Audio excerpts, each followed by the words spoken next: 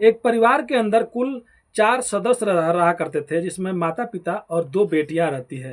रोज सुबह सुबह वो लोग दूध लाने जाते थे, माँ और बेटी, और 2 लोग घर में रहा करती थी।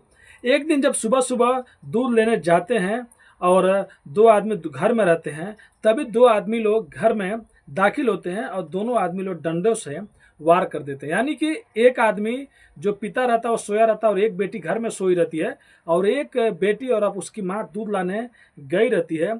और उसके बाद इन दोनों को मारने के बाद फिर से उसी घर में ये लोग इंतजार करते हैं। जैसे जो दूध लाने बेटी गई रहती है, वो लोग जैसे बाहर से अंदर ही इंटरी करती है, घर के अंदर इंटर करती है, तैसे ये लोग उन पर भी ताबड़तोड़ पूरी ताकत से मतलब हमला करते हैं। जब चारों की मौत हो जाती है तो उसी घर में गड्ढा खोदते हैं 5-6 घंटा सोचने के बाद कि बाहर लाश को लेके जाएंगे तो शायद पकड़े जाएंगे, और उसके बाद बाहर से मिस्त्री बुलाते हैं, कंक्रीट मंगाते हैं और घर को प्लास्टर कर देते हैं। लेकिन 16 महीनों के बाद एक गलती की वजह से वो लोग पकड़े जाते हैं।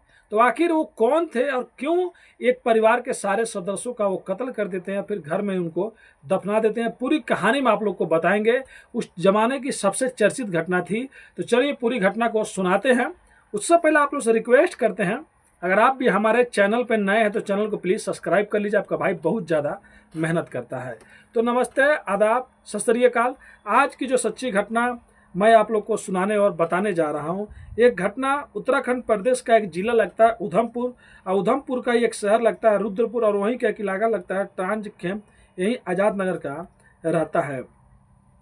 बात 25 अगस्त 2020 की रहती है, जब एक आदमी होता है जिसका नाम नरेंद्र गंगवार होता है। वो अपनी पत्नी लीलावती से कहता है कि मैं गांव जा रहा हूं, और गांव जाने के बाद जो बटाई पे जो खेत दिए गए हैं उसके कुछ पैसे मिलेंगे, मैं लेके वापस घर आ जाऊंगा। वो पत्नी खुश होती है, तुरंत उसके लिए खाना बनाती है। वो आदमी खाना वाना खाने के बाद गांव निकल जाता है रुद्रपुर जाने के बाद वहाँ एक आदमी होता है, मिलता है। मिलने के बाद कहता है कि मैं बटैया का पैसे लेने आया हूँ, जो खेत है, वो जो ज़मीन जो बो रहा होता है, जो ज़मीन की देखभाल कर रहा होता है, वो कहता है कि मालिक तो नहीं है।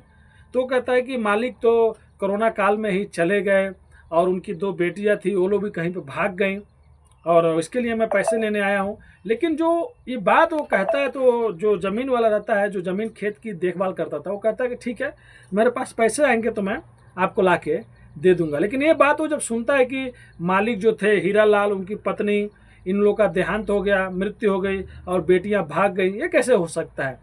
इसके जाने के बाद वो गांव में ही जाते हैं। एक उनका दोस्त रहते हैं जिनका पास जाके वो कहते हैं कि अरे यार, दामाद जी आए थे और दामाद जी ऐसे बात कर रहे थे, लेकिन मेरे को कहीं ना कहीं कोई साजिश लग रहा है। तब वो आदमी कहता है कि मेरे को भी एक दिन तहसील से एक आदमी मिला था और बोल रहा था कि दामाद जी आए थे और मृत्यु प्रमाण पत्र और सब चीज़ के बारे में बात कर रहे थे, हो ना हो कहीं पे कुछ गड़बड़ तो नहीं है। और उसके बाद वो लोग अब कहते हैं कि रुद्रपुर से अब चलते हैं, जो आज़ाद नगर टांज कैंप है, वहाँ चल के डायरेक्ट हीरालाल जी से बात करते हैं। जब यहाँ पे आते हैं तो यहाँ पे गांव वाले कुछ रहते हैं अगल बगल के, उनसे पूछताछ करते हैं। तो लोग कहते हैं वो लोग तो बहुत दिन से दिखाई नहीं दिए, क्योंकि बात 2006 की रहती है, जब हीरालाल जो रुद्रपुर गांव रहता है वहाँ से 5-6 बीघा ज़मीन बेच के आके यहाँ पे बस गए रहते हैं। फिर भी इनके गाँव में ज़मीन 13-14 बीघा ज़मीन रहता है, घर भी रहता है। उसके बाद इनको उस दामाद पे शक होता है, लोग पुलिस को जाके पूरी सच्चाई बता देते हैं। और जब पुलिस आती है, पुलिस छानबीन करती है, फिर जो नरेंद्र गंगवार रहता है उससे भी पूछताछ करती है, फिर से यही कहानी सुनाता है कि कोरोना में उनकी मृत्यु हो गई, साली लोग कहाँ पे भाग गई। और उसके बाद घर को भी चेक करते हैं, लेकिन घर में कुछ मिलता नहीं है। तभी जब पुलिस उससे बात कर रही होती है तो उसकी पत्नी जो रहती है उसको बुलाती है और उससे पूछती है, तो वो बताती है कि मेरे घर वालों से ज़्यादा मेरे को बनता नहीं था, क्योंकि वो लव मैरिज शादी की थी 2008 में, जिसके नाम लीलावती रहता है, और वो प्रेम विवाह की थी इससे, नरेंद्र गंगवार से, और उसकी 2 बहनें और छोटी सी थी, और उसके माता पिता थे, जिसके वजह से वो घर में मतलब ज़्यादा ताना मारते थे। इसके लिए उस घर वालों के बारे में ज़्यादा जानती नहीं थी, और वो ये घर वालों से दूर रहा करती थी। लेकिन कुछ महीने 15-16 महीने से आके फिर से यहाँ पे रह रही थी, लेकिन फिर भी पुलिस को कुछ ना कुछ खटक रहा था। उसके बाद जो ये दामाद रहता है वो इन लोग से बोला रहता है कि वो लोग कोरोना में गुजर गए, लेकिन अपनी पत्नी से बोला रहता है कि ये लोग हल्द्वानी चले गए। पुलिस वाले से भी यही बात कहता है, बस यही यहाँ से गलती हो जाता है। पुलिस वाले कहते हैं कि तुम किसी और से कुछ और कह रहे हो, हम लोग कुछ और कह रहे हो। उसके बाद पुलिस इससे अच्छी से खातिरदारी करती है। और जब अच्छे से पूछताछ करती है तब ये टूट जाता है। मतलब ये जो चालाकी सोच रहा था ये सब चीज़ खत्म हो जाता है। वो कहता है कि सन 2008 में मेरी लीलावती से शादी हुई, प्रेम विवाह मैंने किया उससे। उसके घर वाले खुश नहीं थे, वो लोग नहीं चाहते थे कि शादी हो, लेकिन फिर भी मैंने शादी किया और शादी करने के बाद कुछ सालों बाद मैं इनके घर पे आके ही रहने लगा, इन लोग को मनाने लगा। फिर भी ये लोग नहीं मानते थे और मैं कोई काम काज नहीं करता था, ये लोग ताने मारते थे। और सन 2015 में ऐसा आ गया कि मैं इनके घर से निकल के थोड़ा सा दूर पे जाके, मतलब कुछ किलोमीटर दूर जाके किराए के मकान पे रहने लगा। और रहने के बाद मैं एक दिन ऐसा बोला इन लोग को कि जो आपके तो कोई बेटा है नहीं, 2 बेटियां हैं और एक बड़ी वाली लीलावती है, तो मेरी तो इससे शादी हो गई है, तो जो मेरे को हिस्से में मेरे ज़मीन उमीन आएगा, ज़मीन दे दियो, नहीं तो पैसे दे दो, मैं कोई कारोबार करूँगा। इस बात पे जो 2 सालियाँ थी, जो ससुर थे, वो लोग मतलब ऐतराज़ जताए कि तुमको तो नहीं मिलेगा, क्योंकि तुम मर्जी से शादी नहीं की हो, तुम तो प्रेम विवाह की हो। इसके बाद उसके दिमाग में खटकते रहता। उसके बाद आए दिन कभी ना कभी वो बेइज्जती करता, झगड़ा करता। अब ऐसे करते करते बात 2019 आ जाती है।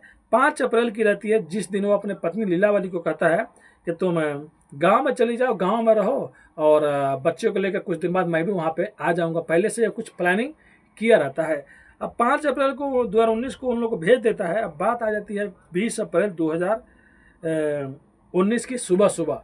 अब ये अपने एक दोस्त से बात करता है जिसका नाम विजय रहता है। उससे कहता है कि चलो मेरा काम करना है, मेरा साथ दो, जो भी पैसे उससे मिलेंगे मैं तुमको दे दूंगा। और इसको मालूम रहता है कि इसकी एक साली और उसकी सास या कोई ना कोई घर का 2 आदमी हमेशा दूध लाने सुबह सुबह 5-6 बजे जाते थे। इसका फ़ायदा उठाता है। सुबह सुबह हुआ रहता है 5:30 बजे, जब घर में आता है तो घर का दरवाज़ा खुला रहता है। घर के अंदर दाखिल होता है, देखता है कि उसके ससुर जो 55-60 साल के हैं वो सो रहे हैं। वहीं पे एक डंडा रहता है, उठाता है और बहुत पूरी ताकत से उनके सर पे मारते रहता है जब तक उनकी मौत नहीं हो जाती है। और जो साली सोई रहती है उसको भी ऐसे ही डंडों से मार मार के दोनों आदमी को मौत कर देता है। और उसके बाद इन दोनों को ला के साइड के रूम में छुपा देता है और बैठ के इंतजार कर रहा होता है कि अब उसकी दूसरी वाली साली, छोटी वाली, और उसकी सास आएगी तो उनका भी मर्डर करूंगा।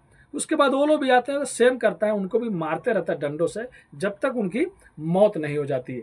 और मौत होने के बाद वहीं पर बैठे रहता है 2-3 घंटा। अब सोचता है कि अगर मैं लाश को बाहर लेके गया तो मैं फंस जाऊंगा। इसके वजह से वो क्या करता है, उसी घर में 5-6 घंटे में एक बड़ा सा गड्ढा करता है और बड़ा सा गड्ढा करने के बाद लाश को उसी के अंदर डाल देता है और मिट्टी से फिर बराबर कर देता है। लेकिन वो ये सोच रहा होता है कि कहीं बाद में कहीं लाश बाहर निकल जाए, इसके लिए और दिमाग लगाता है।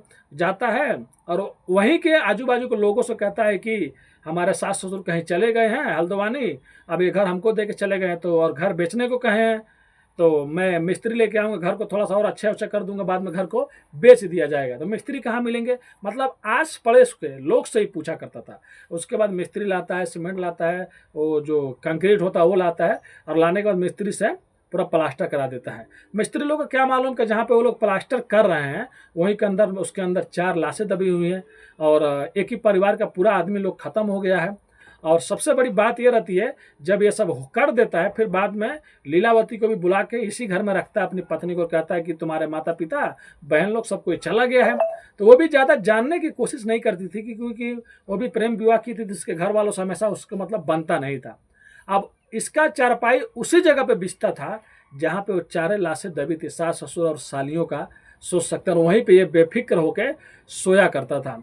लेकिन 16 महीने बीतने के बाद एक गांव में जब बटाई के पैसे लेने जाता है तब उस आदमी को शक होता है। फिर अपने दोस्त को बताता है, मतलब जो हीरेलाल के एक रिश्तेदार को बताता है जो इसके ससुर होते हैं। फिर उनको बताने के बाद वो लोग यहाँ पे आते हैं, फिर पुलिस में जाते हैं, फिर इसका भांडा फूटता है। लेकिन पुलिस को एक चीज़ समझ में नहीं आ रही थी, इतना सब चीज़ हो गया, क्या पति पत्नी लीलावती को कुछ भी मालूम नहीं था। पुलिस उससे भी अच्छे से पूछताछ करती है, उससे भी, लेकिन वो एक ही बात कहती है कि उसे कुछ नहीं मालूम है, वो नहीं जानती है, क्योंकि 2008 में शादी करने के बाद उसके घर वालों से उससे ज़्यादा बनता नहीं था, वो लोग ताने मारते थे। और जब उसका पति बोला कि वो लोग चले गए तो मैं ज़्यादा उन लोग के बारे में सोचती भी नहीं थी, क्योंकि वो मेरे से बात अच्छे से नहीं करते थे। तो पुलिस उसको तो छोड़ दिए, लेकिन उसको पति को अरेस्ट कर लिया। अब शायद ज़िंदगी भर जेल में सड़ेगा। सोच सकते आदमी पैसों के लालच में मतलब रिश्तों को तार तार कर देता है। जो साली लोग थी बेचारी, वो लोग सो रही थी, सास थी, सब के सब बेगुनाह थे, लेकिन इसके लिए एक लालच की वजह से 4 के 4 के कत्ल हो जाता है। एक परिवार के पूरे आदमी ही खत्म हो जाते हैं। तब तो ये जिंदगी भर जेल में सड़ेगा। और ऐसे आदमियों के लिए शायद जेल ही मतलब घर है, हमेशा इनको जेल में रखा जाए ताकि समाज में कोई भी इन लोगों को देखकर दोबारा कोई गलत काम नहीं करे। ये कहानी सुनाने का उद्देश्य किसी का भी दिल दुखाना नहीं है दोस्तों, बस आप लोग को जागरूक और सचेत करना अपनी कहानियों के माध्यम से। अगर आप भी कहीं भी हैं तो सेफ रहें, स्वस्थ रहें और बहुत जल्दी किसी पे विश्वास नहीं करें। और जाने से पहले अपने भाई को सपोर्ट करें, लाइक और सब्सक्राइब और शेयर करके। मिलते हैं नेक्स्ट वीडियो में फिर से कुछ अच्छी कहानियों के साथ। अभी के लिए अलविदा लेते हैं आप लोगों से। धन्यवाद।